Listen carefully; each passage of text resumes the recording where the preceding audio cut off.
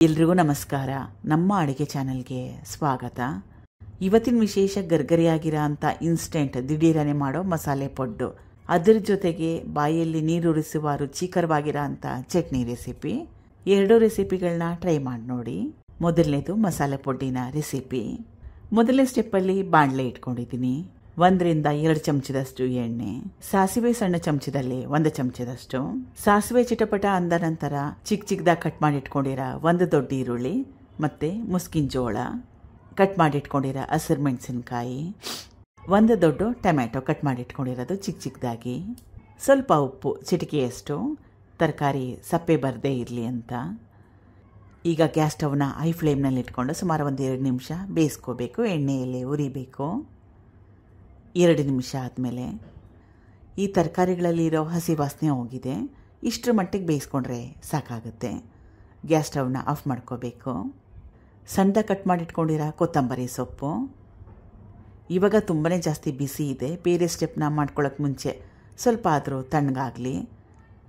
ಈಗ ಹುರಿದಿರೋ ಪದಾರ್ಥಗಳೆಲ್ಲ ತಣ್ಣಗಾಗಿದೆ. ಬೇರೆ ಪದಾರ್ಥಗಳನ್ನ ಸೇರಿಸ್ಕೊತಾ ಇದ್ದೀನಿ.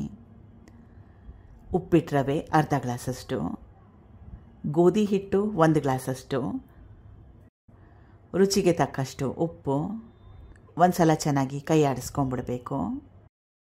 ಹುಳಿ ಮೊಸರು ಅರ್ಧ ಗ್ಲಾಸಷ್ಟು, 1 ಗ್ಲಾಸಷ್ಟು ನೀರು, ಚೆನ್ನಾಗಿ ಕಲಿಸ್ಕೋಬೇಕು. 1 ಗಂಟೆ ಇರಬಾರ್ದು.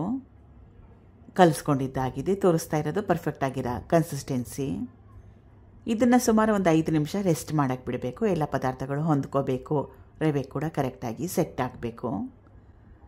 5 ನಿಮಿಷ ಆದಮೇಲೆ ಏನು ಬೇರೆ ಪದಾರ್ಥಗಳನ್ನ ಹಾಕ್ಕೊಳ್ಳೋಕೆ ಮುಂಚೆ ಒಂದ್ಸಲ ಚೆನ್ನಾಗಿ ಕಲಸಿ ನೋಡಬೇಕು. ಕನ್ಸಿಸ್ಟೆನ್ಸಿ ಏನಾದರೂ ತುಂಬಾ ಜಾಸ್ತಿ ಗಟ್ಟಿಯಾಗಿದ್ದರೆ ಸ್ವಲ್ಪ ನೀರನ್ನ ಹಾಕ್ಕೊಂಡು ಅಡ್ಜಸ್ಟ್ ಮಾಡ್ಕೋಬೇಕು. ನಾನು ನೀರನ್ನ ಹಾಕ್ಕೊಳ್ತಾ ಇಲ್ಲ. ತೋರಿಸ್ತಾ ಇರೋದು ಪರ್ಫೆಕ್ಟ್ ಆಗಿರೋ ಕನ್ಸಿಸ್ಟೆನ್ಸಿ. ಪೊಡ್ಡು ಹೆಂಚನ್ನ ಕಾಯಕ್ಕೆ ಇಟ್ಕೊಂಡಿದ್ದೆ. ಹೆಂಚು ಚೆನ್ನಾಗಿ ಕಾದಿದೆ. ಎಲ್ಲದರಲ್ಲೂ ಸ್ವಲ್ಪ ಎಣ್ಣೆನ ಕೂಡ ಸೇರಿಸಿಟ್ಟಿದ್ದೀನಿ. ಇದನ್ನು ದೋಸೆ ಥರ ಕೂಡ ಮಾಡ್ಕೋಬೋದು. ಪೊಡ್ಡು ಹೆಂಚು ಮನೇಲಿಲ್ಲ ಅಂದರೆ ಮುಚ್ಚಿಡಬೇಕು. 1 ಕಡೆ ಚೆನ್ನಾಗಿ ಬೆಂದ ಮೇಲೆ ತಿರುವಾಕೋಬೇಕು. 2 ಕಡೆ ಚೆನ್ನಾಗಿ ಕ್ರಿಸ್ಪಿ ಆಗೋವರೆಗೂ ಬೇಯಿಸ್ಕೋಬೇಕು. ಈಗಿದಾಗಿದೆ. ಮುಂದಿನ ರೆಸಿಪಿ ಚಟ್ನಿ ರೆಸಿಪಿ. ಮೊದಲನೇ ಸ್ಟೆಪ್ಪಲ್ಲಿ ಬಾಣಲೆ ಇಟ್ಕೊಂಡಿದ್ದೀನಿ. ಸ್ವಲ್ಪ ಎಣ್ಣೆ, 1 ಟೀ ಸ್ಪೂನ್ ಅಷ್ಟು, ಸಣ್ಣ ಚಮಚದಲ್ಲಿ 1 ಚಮಚದಷ್ಟು. ಇದು ಗುಂಟೂರು ಒಣಮೆಣಸಿನಕಾಯಿ 2 ರಿಂದ 3 ಅಷ್ಟು. ಇದು ಖಾರ ಜಾಸ್ತಿ ಇರುತ್ತೆ, ಕಡಿಮೆ ಹಾಕೊಂಡ್ರೆ ಒಳ್ಳೆಯದು. ಖಾರನ ನಿಮ್ಮ ಇಷ್ಟದ ಪ್ರಕಾರ ಕೂಡ ಸೇರಿಸ್ಕೋಬೋದು. ಬೆಳ್ಳುಳ್ಳಿ ಎಸಳು ಸುಮಾರು 4 ರಿಂದ 5 ಅಷ್ಟು. ಸ್ವಲ್ಪ ಹುಣಸೆ ಹಣ್ಣು ರುಚಿಗೆ ತಕ್ಕಷ್ಟು. ಈ ಪದಾರ್ಥಗಳನ್ನ ಗ್ಯಾಸ್ ಸ್ಟವ್ ಲೋ ಫ್ಲೇಮ್ನಲ್ಲಿ ಇಟ್ಕೊಂಡು ಸುಮಾರು 1 ರಿಂದ 2 ನಿಮಿಷ ಚೆನ್ನಾಗಿ ಬಿಸಿ ಮಾಡ್ಕೋಬೇಕು. ಕರಿಬೇವಿನ ಎಲೆಗಳು ಸುಮಾರು 10 ರಿಂದ 12 ಅಷ್ಟು. ಸ್ವಲ್ಪ ಕರಿಬೇವಿನ ಸೊಪ್ಪು ಹಾಕ್ಕೊಂಡ್ರೆ ಟೇಸ್ಟಿಯಾಗಿರುತ್ತೆ, ಆರೋಗ್ಯಕ್ಕೆ ಕೂಡ ಒಳ್ಳೆಯದು. ಒಣಮೆಣಸಿನ್ಕಾಯಿ ಕ್ರಿಸ್ಪಿ ಆಗಬೇಕು. ಹಸಿ ವಾಸನೆ ಕೂಡ ಹೋಗಬೇಕು. ಲೋ ಫ್ಲೇಮ್ನಲ್ಲಿ ಸುಮಾರು 1-2 ನಿಮಿಷ ಫ್ರೈ ಮಾಡಿಕೊಂಡ್ರೆ ಸಾಕಾಗತ್ತೆ. ಗ್ಯಾಸ್ ಸ್ಟವ್ನ ಆಫ್ ಮಾಡ್ಕೋಬೇಕು. 2 ನಿಮಿಷ ಬಿಸಿ ಮಾಡಿಕೊಂಡ್ರೆ ಸಾಕಾಗತ್ತೆ. ಚಟ್ನಿನ ರುಬ್ತಾ ಇದ್ದೀನಿ. ಇದು ಎಣ್ಣೆಯಲ್ಲಿ ಹುರಿದಿಟ್ಕೊಂಡಿದ್ನಲ್ಲ ಆ ಪದಾರ್ಥಗಳು. ಇದು ಕಾಯಿ ಚೂರುಗಳು 3/4 ಬಟ್ಲಷ್ಟು. ಸಣ್ಣ ತೆಂಗಿನಕಾಯಲ್ಲಿ ಅರ್ಧ ಹೋಳಷ್ಟನ್ನ ಉಪಯೋಗ ಮಾಡಿದ್ದೆ.